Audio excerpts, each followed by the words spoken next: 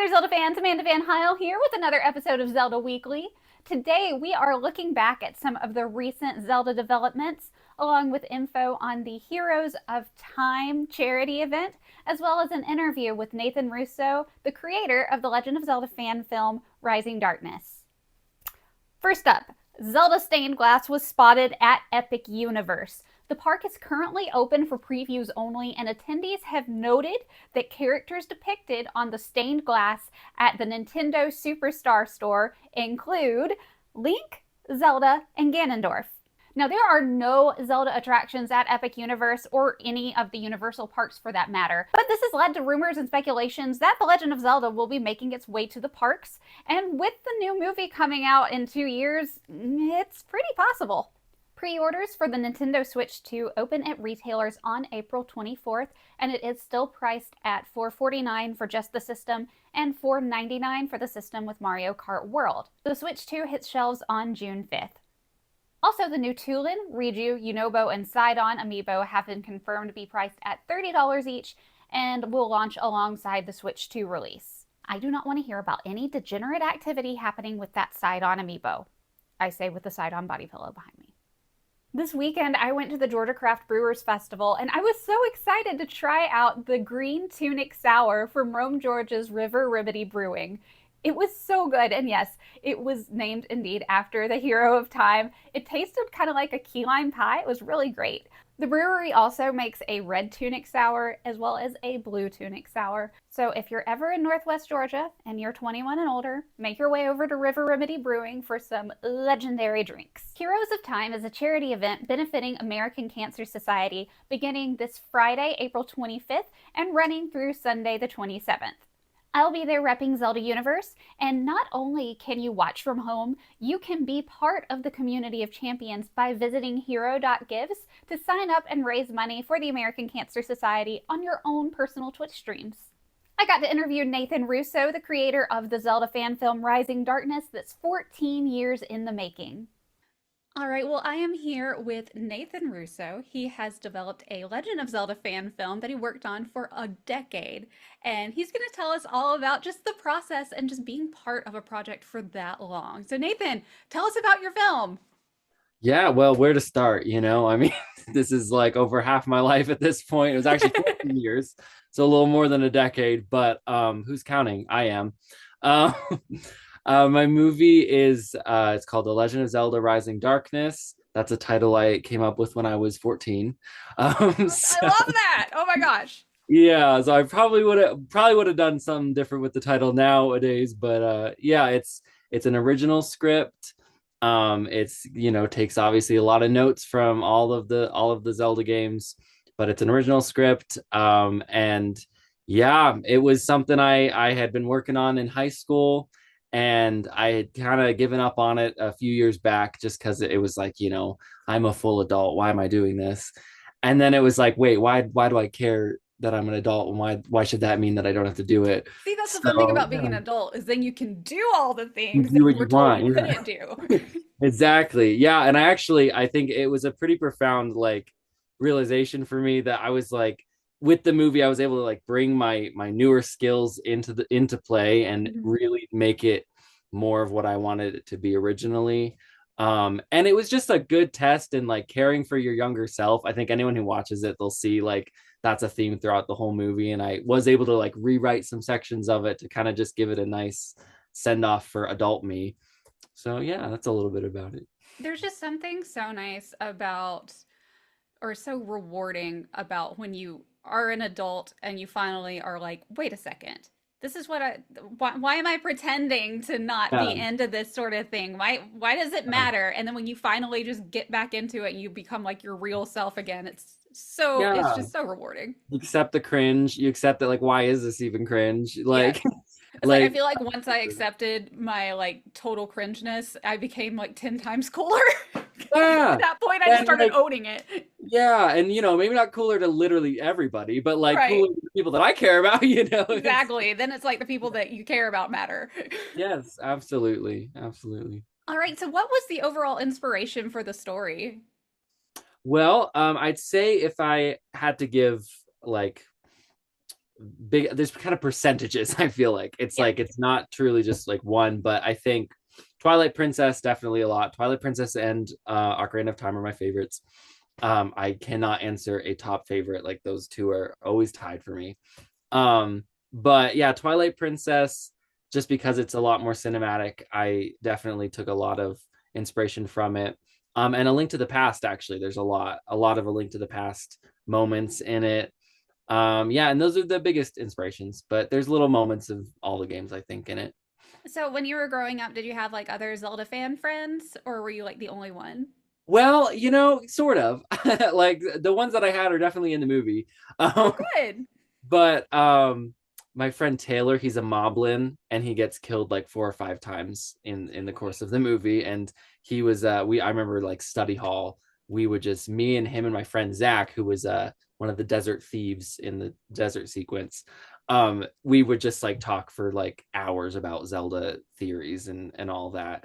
And I remember like showing them like, look, I made this cool like Zelda movie poster thing. I just drew it or something. So yeah, I definitely had people to talk to about it. But when it came to the movie, I was definitely the obsessive crazy one, as I still am. So Obsessive, crazy. I prefer the term passionate. exactly. There you go. Exactly. Did you ever get in trouble at school for like all of your Zelda stuff? Because I know I did. I did not. How did you get in trouble for I Zelda got it. stuff? Oh my No. gosh. No. Because I didn't want to read the stupid crap they wanted me to read. And I had a Zelda, it's around here someplace. I have like a Legend of Zelda Ocarina of Time novelization. And Yeah. it's like, I was reading that in class instead of the other stuff that they wanted. I'm like, I'm sorry, I don't want to read Little Women. Wow. That is a power move, honestly. That's Yeah. great. Like, no, I didn't. I don't think I got in trouble for it. I think if anything, I think I got a couple pictures in the yearbook of like, look, our classmates are making movies or something. But I Yeah, think, I would try and argue regularly and be like, no, this counts as reading. No, see, this counts as yeah, reading more than what you're telling me to read because I'm applying what I'm yeah, reading to the game that I am playing. So there you I think go. this counts more.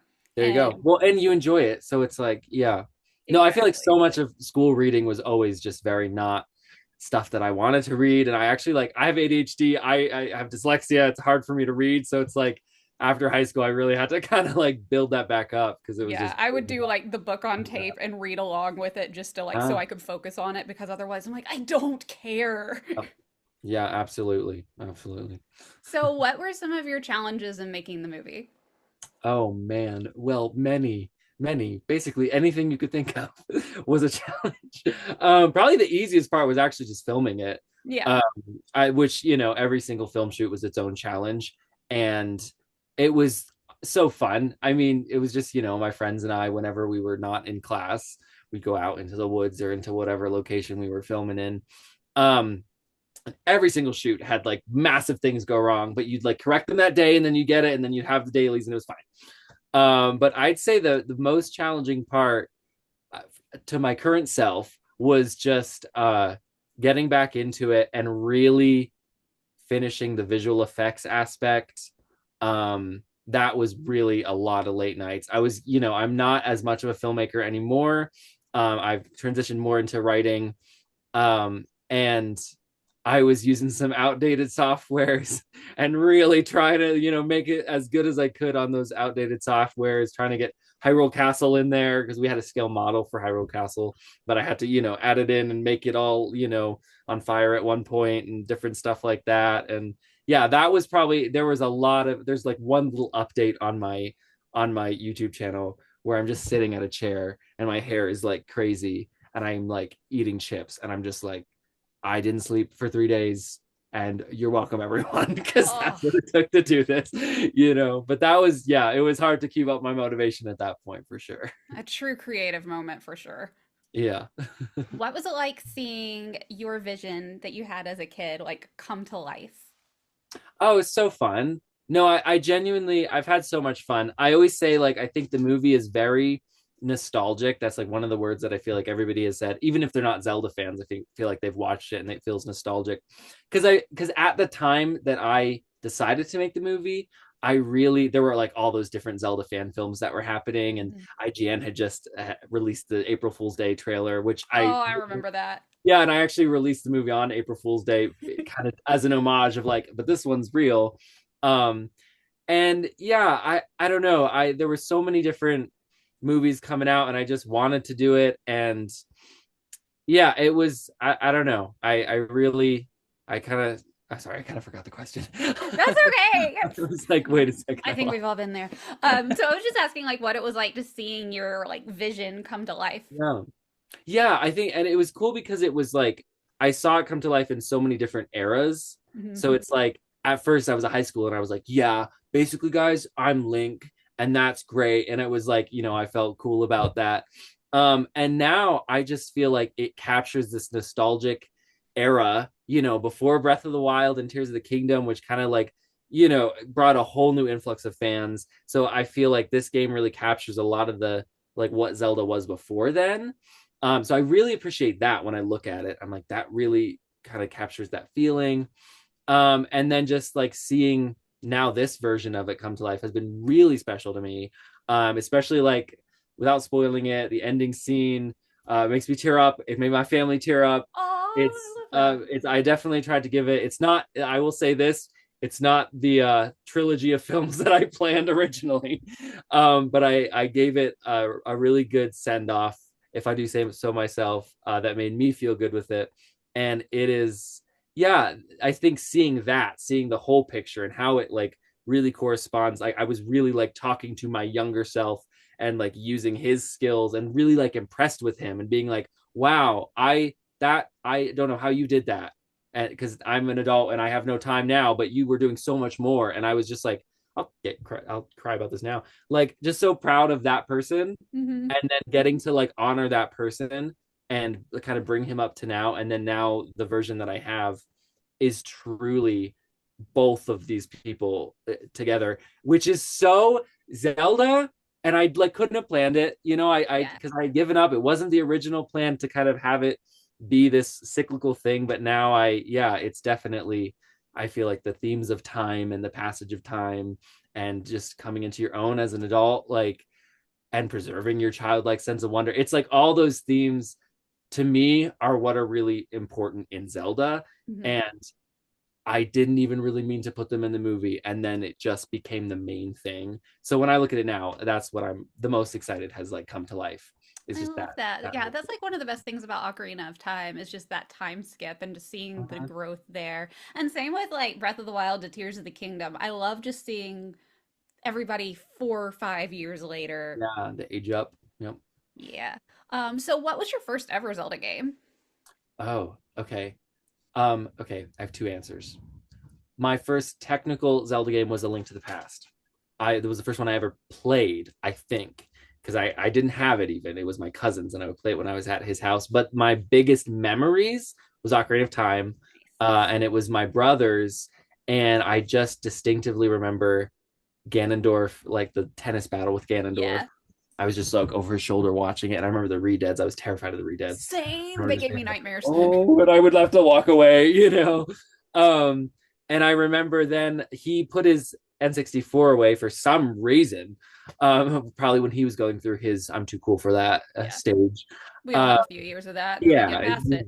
then we see the light. Hmm. Uh, but yeah, and so then I actually snuck in his closet and like got the N64 out and like played it in secret. But I was too scared. I didn't know how like save files worked. So I like didn't, I was scared to do anything. And it was at the end battle with Ganondorf. That's like my first memory is like that battle, playing that. And then I like gradually got brave enough to go down the tower and then out. And then there were all the redeads in Castletown Market. And then I was like, I eventually got past them. And then I saw all of Hyrule. And so then I like explored it that way.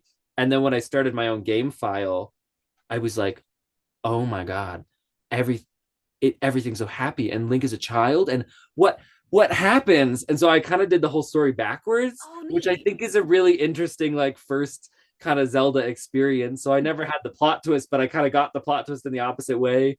So that was my first big Zelda experience. That's But kind of cool. That's a neat way to yeah, experience it. yeah. All right, so what is a non-spoilery, like just brief summary of the movie? Okay, so basically, it follows a lot of your standard Zelda stories. So it starts with the siege of Hyrule Castle, and Ganondorf returns right off the bat, and that's I wanted to make sure to do that and show he's in the movie and he's there. And Princess Zelda sends Impa out to find the hero, to find the third piece of the Triforce. There's a little prologue animated section too at the beginning that kind of tells you a little bit of the backstory that Zelda fans already know about Zelda, but present it in a way that kind of ties into the movie. Um, yeah, and then it just follows Link, who's a blacksmith in a little village, as he starts to deal with there's like monster attacks in the village, and they're kind of deciding what to do with that. And he's wants to go and help, but he also really loves his home, and so he has to kind of decide what he's going to do. And then him and his best friend travel to Hyrule Castle to ask for military aid from the princess, and then the whole plot kind of unfolds from there. And they go all over Hyrule. They go to different worlds. There's all these different places. There's plenty of recognizable moments and characters. And yeah, it's a pretty fun time for anyone who's a Zelda fan. I think there's a lot of moments. I definitely put a lot of thought into every little Zelda moment. So That's so cool. Yeah, I remember just seeing the trailer for it a long time, like a long time ago, first long time we time, talked, and yeah. I was impressed with it back then. I was like, "Oh, this looks nice." So I'm glad you were. um, so I mean, we can't talk about this Zelda movie without talking about the future Zelda movie. So, what are your All thoughts right. on it? Dude, okay. Well, first of all, it's crazy. Like the timing with my Zelda movie and the announcements of the Mhm. Zelda movie have been like note for note. It's been crazy. So like I had decided to come back to this project and start working on it. And weeks later, they announced that they were actually gonna make a live action Zelda movie. So that was crazy because I basically said, okay, I want to get this done. I want to get it done within the next year, you know. And then they made that announcement, and I was like, oh, that's great. Because then I can have it done, and I can say I got it before an official movie, before we saw Exactly. any like other characters cast or anything. Like and so then I was very excited. I am very excited. Um and then it continued. Like they literally, the day I pressed upload on the entire movie was the day they released the actual release date. So like my movie will have been released the same day that the Zelda movie is released, which is like insane. So I don't crazy. know how that happened.